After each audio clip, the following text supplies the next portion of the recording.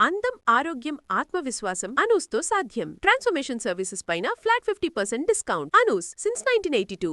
Suman TV ప్రేక్షకులందరికీ సంక్రాంతి శుభాకాంక్షలు. మనం నిన్నటి వీడియోలో భోగి రోజున ఏం చేయాలి, భోగి మంటలు ఏ విధంగా ఉండాలి, అలానే ఎలాంటి పూజా విధానం, బొమ్మల కలువు, ఇలాంటి అంశాలన్నిటి గురించి మాట్లాడుకున్నాం కదా. ఇంక ఈరోజు మనం పండగ రోజుకి వచ్చేసాం. సో సంక్రాంతి రోజు ఏ విధమైన విధి విధానాలు అనుసరించాలి, ఈరోజు ప్రత్యేకంగా చేయాల్సిన పనులేంటి, ఈ విషయాలన్నీ మనం రమ్మగారిని అడిగి తెలుసుకుందాం. రమ్మగారేమో చాలా సీరియస్గా అరిసెలు చేసేస్తూ ఉన్నారు. నమస్తే రమ్మగారు. అరిసెలు ఒత్తేసుకుంటున్నారు రమ్మగారు. అదే అదే అదే రమ్మగారు చెప్పలేకుండా ఉంటాను, మిగిలిన చెప్పేసేయండి చాలు రమ్మగారు. నాకు సుమన్ టీవీ ప్రేక్షకులందరికీ సంక్రాంతి శుభాకాంక్షలు అండి. చెప్పండి రమ్మగారు, సంక్రాంతికి వచ్చేసాం. అరిసెలు చేసుకోండి మొదట. అదే అరిసెలు చేసుకోండి, తినేసేయండి. నిన్న మనం భోగి గురించి మాట్లాడుకున్నామండి. అవును. సో ఈ రోజు పండుగ రోజు సంక్రాంతి ఉదయం నుంచి మనం ఎలాంటి విధి విధానాలు అనుసరించాలి? అసలు ముందు రోజు తలంటి పోసుకున్నాం కాబట్టి ఇవాళ తలంట్లు పోసుకోవాల్సిన పని లేదు.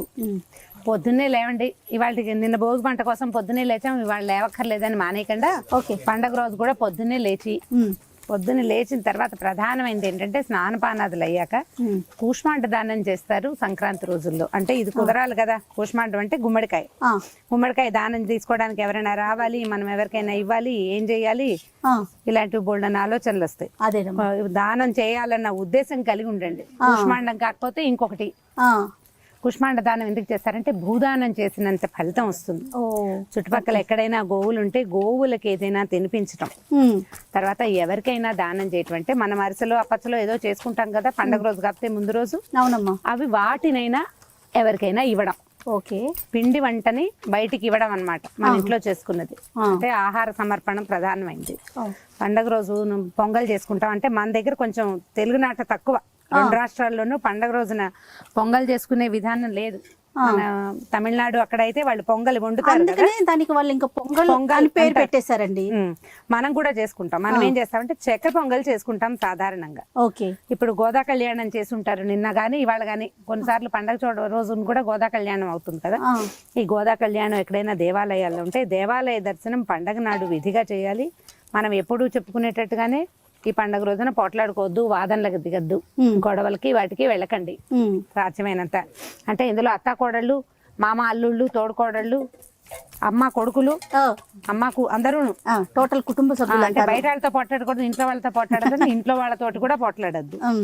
ఇప్పుడు పండగ అనేది మన ఈ రోజు కొత్తదనానికి నాంది. ప్రతి పండుగను అవునండి. సంవత్సరం మన 31st నాంది అనుకున్నాం మనం, జనవరి 1 కదా. అట్లా ఈ పండగ ఏంటంటే కొత్త జీవితానికి నాంది. ఇవాళ ఎలా మొదలెడతామో సంవత్సరం అంతా అట్లా గడుస్తుందని నమ్మాలి మనం. ఈ పాజిటివ్ థింకింగ్ తోటి కనుక వెళ్ళామనుకో, అప్పుడు పండగ నాడు చక్కగా పాపలు బాగా వండుకున్నాము, హాయిగా తిన్నాము, పోట్లాడుకోకుండా ప్రశాంతంగా ఉన్నాం. మన ఇంట్లో నుంచి ఎవరికైనా ఏదైనా ఇచ్చాము అంటే ఇవ్వగలిగే స్థితిలో మనం ఉండడం అన్నమాట. ఇవ్వటం ఎలా ఇస్తాము? మన దగ్గర ఉంటే కాదు, అంతేగా ఉండాలా, ముందు ఆ పరిస్థితి మనకు ఉండాలి. మనకి ఉండాలన్న దృక్పథంతో ఇస్తాం. మనం ఇచ్చిన కొద్దీ వస్తుంది సంపద. ఎప్పుడు కూడా ఇచ్చిన కొద్దీ వస్తుంది. అంటే పారేస్తే రాదండి, మళ్ళీ ఇవ్వడం అని ప్రత్యేకంగా చెప్తాం. మన ఇంట్లో నుంచి బయటకు వెళ్తాం అంటే రోడ్డు మీదకి వెళ్తాం కాదు, ఇంకొకటి పొట్టలోకి వెళ్తాం, ఇంకొకటి జేబులోకి వెళ్తాం, ఇంకో ఇంట్లోకి వెళ్తాం. ఇది నియమంగా పెట్టుకోవాలి. ఈ నియమంతో కనుక చక్కగా సంక్రాంతి పండుగ చేసుకుంటే బ్రహ్మాండంగా ఉంటుంది. అరిసెలు వండుకోవటం మనం ఏదో ఇక్కడ అవకాశం దొరికింది కాబట్టి మన కోసం ఈ ధర్మపురి క్షేత్రంలో మన సత్యవాన్ అమ్మగారు అన్ని ఏర్పాట్లు చేశారు. పాపం వీళ్ళంతా ఉదయం నుంచి మన కోసం వెయిట్ చేస్తూ మనతో పాటు కూర్చున్నారు. వీళ్ళందరికీ ఈ సందర్భంగా థ్యాంక్స్ చెప్దాం. సంక్రమణం నాడే మనం ఈ ఉత్తర పండగ చేసుకుంటాం. మామూలుగా ప్రతి సంవత్సరం 14, 15, 16 వస్తాయి. అవునండి పండగ రోజులు. అవును. ఈ సంవత్సరం 13, 14, 15 వచ్చింది. అంటే 14వ తారీఖు ఒక డే కొంచెం ముందు అటు ఇటుగా అవుతుంది. కానీ సంక్రమణం సూర్యుడు మకర సంక్రమణం చెందటం. ఎందులో నుంచి ధనుస్సు సంక్రమణం అయింది, ఇప్పుడు మకరం నుంచి సంక్రమణం చెందటం. ఈ మకర సంక్రమణం జరిగేటప్పుడు ఏమవుతుందంటే సూర్యుడు ఉత్తమ గతిలోకి వస్తాడు. ఇక్కడి నుంచి ఆరోగ్యవంతమైన పరిస్థితులు వస్తాయి. ఎండ పెరుగుతుంది, పంట వచ్చేందుకు అవకాశం వస్తుంది. ఇప్పుడు ఎండ వస్తేనే కదా మనకి పచ్చదనం. నిన్నటి దాకా మంచులో కూరుకుపోయి ఉంటాయి, మొత్తం ప్రకృతి అంతా మంచులోనే ఉంటుంది. సూర్యుడు తేజరిల్లడానికి అవకాశం అన్నమాట. సో ఆ సూర్యుడికి సిగ్నిఫికెన్సే అరిసెలు వండుకోవటం. పైగా దీన్ని ఏం చేస్తారు, కొత్త ధాన్యం తోటి వండుతారు. కొత్త బియ్యం వడ్లు వస్తానే ఆ వడ్లను దంచి ముందు ధాన్యం తీస్తారు, ఆ కొత్త వడ్లను దంచితే మనకేమవుతుందంటే కొత్త బియ్యపు అరిసె బాగా కుదురుతుంది. బియ్యం పాత పడితే అరిసెలు బాగా రావు. ఏమో అవునండి. కానీ పండుగ అంటే ఒకలాంటి ఉత్సాహం అనిపిస్తుంది కదా రమ్మగారు. నార్మల్ రోజుల కన్నా ఎప్పుడు పండుగ వస్తుంది, మేము కూడా మా చిన్నప్పుడు కూడా సంక్రాంతికి ఒక నెల ముందు నుంచే ఇంకొక 2 రోజులు, ఇంకొక 3 రోజులు, ఇంకొక 4 రోజులు అలా లెక్క పెట్టుకునేవాళ్ళం. నిజంగా అసలు అలాంటి వాతావరణం ఇప్పుడున్న పిల్లలు మిస్ అవుతున్నారేమో కొంత అనిపిస్తా ఉంది నాకు. మీరేమంటారు? అంటే ప్రస్తుతం ఉన్న పరిస్థితిని వదిలేద్దాం, ఇదంటే మనకు గత సంవత్సరం నుంచి ఉంది. ఈ పరిస్థితి కాకపోయినా మన పండుగలు సాంప్రదాయాలు కొంత నెక్స్ట్ జనరేషన్కి అందించడంలో వెనుకడుగు వేస్తున్నామని అనిపిస్తా ఉంది. అంటే వెనకడుగు వేస్తామంటే అరిసెలు మన ఇళ్లలో చేసుకోవట్లేదు, భోగి మంటలు మన వాకిట్లో లేవు, వడ్లు మనం చూడలేదు, బియ్యం మనం దంచట్లేదు, ఇదంతా పోయింది కదా. ప్రాక్టికల్ థింగ్ చుట్టుపక్కల పండక్కి ముందు వెనకలు చాలా ఉన్నాయి. ముందు వెనకలు పోయి కేవలం ఒక రోజే చేసుకుంటున్నాం. కొత్త బట్టలు కొనుక్కోవటం ఒకటే ఇప్పుడు పండగ అంతే. మీరు మాల్స్ చూడండి, షాపింగ్ మాల్స్, బట్టల షాపులు పిచ్చెక్కిపోతూ ఉంటారు. అది తప్ప ఇంకొకటి తెలియపోవడానికి కారణం ఏంటంటే మనం పల్లెటూళ్ళని వదిలిపెట్టడం.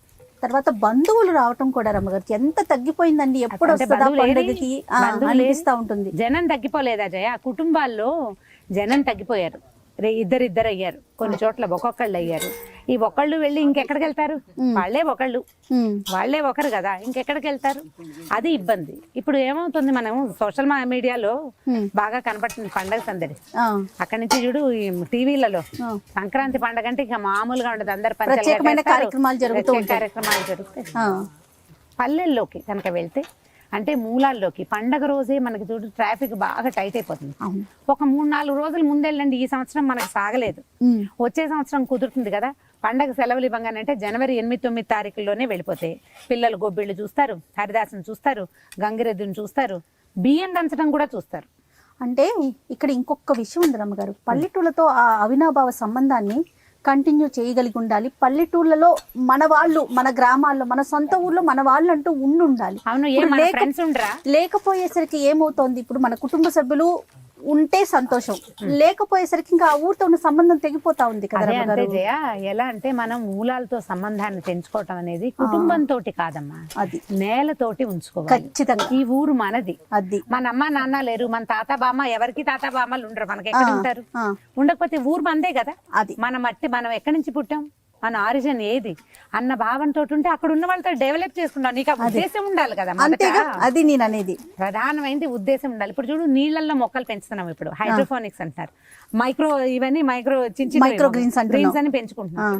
ఇప్పుడు మైక్రో గ్రీన్స్ హెల్దీయే, హైడ్రోఫోనిక్స్ హెల్దీయే, కానీ మట్టిలోంచి పెరిగిన మొక్కతోటి పోల్త అసలు దేనికి లేదు. అంతే, నీకు మట్టి అందులోంచి మొక్క రావటం, ఒక మొక్క తన ప్రాణాన్ని నిలబెట్టుకోవడానికి లోపలికి వెళ్తుంది.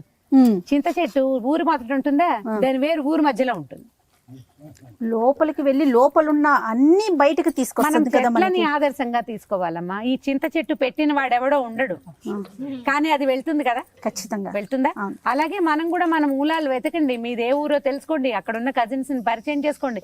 నేను ఇక్కడ ఉండే ఫలానా వాళ్ళ అబ్బాయినో అమ్మాయినో లేకపోతే మునిమనవరాలని చెప్పండి. ఇప్పుడు నేను మా ఊరెడితే నేను చిట్టుగూడూరనే చెప్తాను, మా తాత లేరు నాన్న లేరు, అయినా మా చిట్టుగూడూరేగా, కాకడపోతుందా?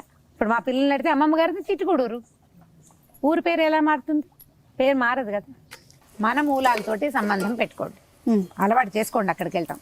అప్పుడు మనం పిల్లల్ని బేసిక్స్ నుంచి చూపించగలుగుతాం. పండగ అంటే బట్టలు కొనుక్కోవటం కాదు, ప్రాక్టికల్ గా సంక్రాంతి పండగకి ఒక రైతు ఇంత పని చేస్తే, ఇంత కష్టపడితే అనేది తెలుసుకుంటారు మొదట.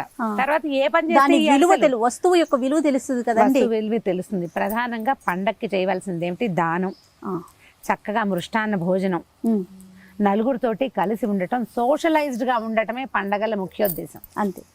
సంక్రాంతి పండగ ముఖ్యమైనది. అది అయితే ఏంటంటే సంక్రమణం జరుగుతుంది కాబట్టి ఇప్పుడు పితరులకి తర్పణాలు విడిచేవాళ్ళు, పెద్దలకి పెట్టుకునేవాళ్ళు. ఉత్తరాయణ పుణ్యకాలంలో దానం చేయటం ఎంత ముఖ్యమో పెద్దవాళ్ళకి పెట్టుకోవడం. అంటే మన తాత తండ్రులని తలుచుకుని వాళ్ళకి, అంటే మరణించిన తిథులు అవి మనకు తెలిసినా తెలియకపోయినా దీంట్లో కుల విచక్షణ లేదు, వీళ్ళే వాళ్ళే అనేం లేదు. ఎవరైనా సరే 2 అరిటాకుల మీద మనం ఇంట్లో చేసిన పదార్థాలన్నీ పెట్టి, బట్టలు పెట్టి, పెద్దవాళ్ళని తలుచుకుని, అమ్మని నాన్నని తాతని, అట్లా మగవాళ్ళైనా ఆడవాళ్ళు ఎవరైనా సరే పెద్దల్ని తలుచుకుని దాన్ని, అంటే ఈ విస్తరిని ఆ బట్టలని కూడా దానం చేయటం. ఇది అందరూ లోక సహజంగా ప్రతి వాళ్ళు చేసేది. కొన్ని కుటుంబాల్లో ఉంటుంది, కొన్నిట్లలో ఉండదు. ఒకవేళ మా నాన్నల తిథులు తెలీదు, వాళ్ళంతా చేసుకుంటున్నారు, మనం చేసుకోలేకపోతున్నామని బెంగపెట్టుకునే వాళ్ళు కొంతమంది ఉంటారు.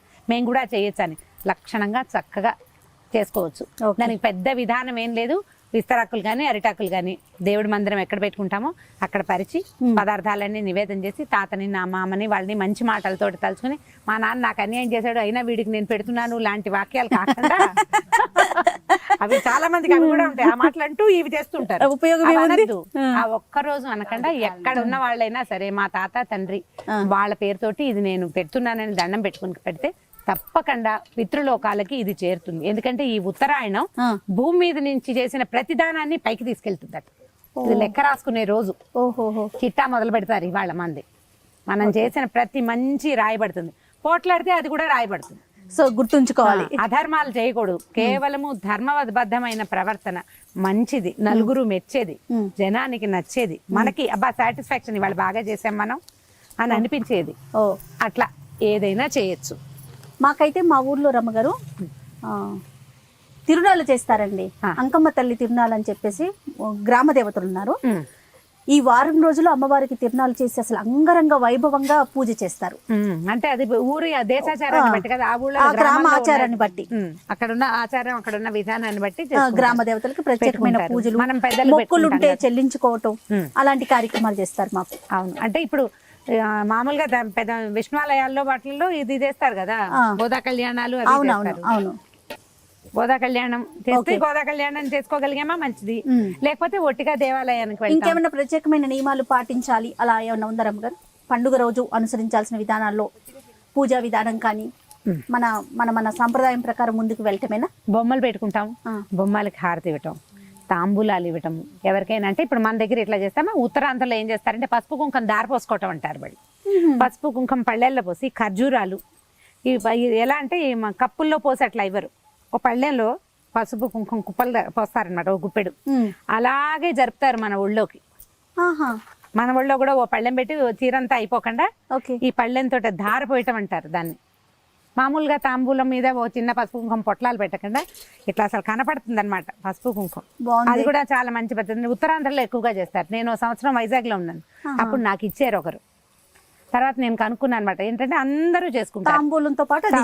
తాంబూలం ఇచ్చి దాంతో పాటు ఖర్జూరాలు పళ్ళు, ఖర్జూర పళ్ళు, పసుపు కుంకుమ ధార పోసుకోవటం. పెళ్ళైన ప్రతి ముత్తైదువతోటి చేయిస్తారు. చిన్నపిల్లలు మా ఊళ్ళలో ఏం చేస్తామంటే 5 ఏళ్ళు నిండిన పిల్లతోటి గౌరీదేవిని పెట్టిస్తాం. పాపకి 5 ఏళ్ళు నిండితే బొమ్మలు పెట్టిస్తారు. వాళ్ళతోటి ఒక బొమ్మ పెట్టించడం, పిల్లలకి బొమ్మలు పెట్టడం అలవాటు చేస్తాం. 5 years వస్తే వాళ్ళతో గౌరిని చేయిస్తారనమాట. అక్కడి నుంచి కన్యగౌరి నోము అంటారు. నోములుగా చేసుకునే వాళ్ళు ఎలాగో చేసుకుంటారు. నోముగా లేదనుకో ఇలా బొమ్మలు పెట్టినప్పుడు అమ్మాయిలతోటి గౌరీదేవిని పెట్టించటం, హారతి ఇప్పించటం అలాంటివి చేస్తారు. ముఖ్యంగా మనకి బయటకి వెళ్ళిపోయిన కొత్త అల్లుళ్ళు కానీ కూతుళ్ళు కానీ అందరూ ఈ పండగకు మాత్రం ఖచ్చితంగా వస్తారు కదా. అల్లుళ్ళ పండగే కదా సంక్రాంతి. సంక్రాంతి అల్లుళ్ళ పండుగ. అయితే ఇప్పుడు సంక్రాంతి అల్లుళ్ళు వచ్చే కాలం లేకపోయినా ఏం పర్వాలేదండి, చక్కగా ఫోన్లలో అల్లుళ్ళకి విషెస్ చెప్పేయండి. ఇప్పుడు వీడియో కాల్స్ చేసుకోండి, చేస్తే చక్కగా అల్లుడు గారి పేరు చెప్పి మనమే పూజించవచ్చు, ఏం పర్వాలేదు. లేదా కొరియర్ లో పంపించవచ్చు, అంతే జాగ్రత్తగా. అలాగే రైట్ రమ్మ గారు, థ్యాంక్ యూ సో మచ్ అండి. అయితే మళ్ళీ ముగించే ముందు ఇంకొకసారి చెప్తానండి, ఎప్పుడు మనం స్టూడియోలో కూర్చొని మాట్లాడుకుంటాం పండుగ రోజు 3 రోజులు ఏం చేయాలి, ఎలా చేయాలి, ఏంటి విధి విధానాలని. ఈ రోజు మనము సత్యవాణి అమ్మగారి ఆలయం ధర్మపురి క్షేత్రంలో చక్కగా తోటి మన మహిళలందరితో కూడా పెద్దవారందరితో కూర్చొని ప్రాక్టికల్ గా పొయ్యి పెట్టుకొని అరిసెలు చేసుకుంటూ మాట్లాడుకునే అవకాశాన్ని మనకి అమ్మ కల్పించారు ఈ సందర్భంగా. సో అమ్మకి మనం ప్రత్యేకించి థ్యాంక్స్ చెప్దాం. సత్యవాణి అమ్మగారికి జై.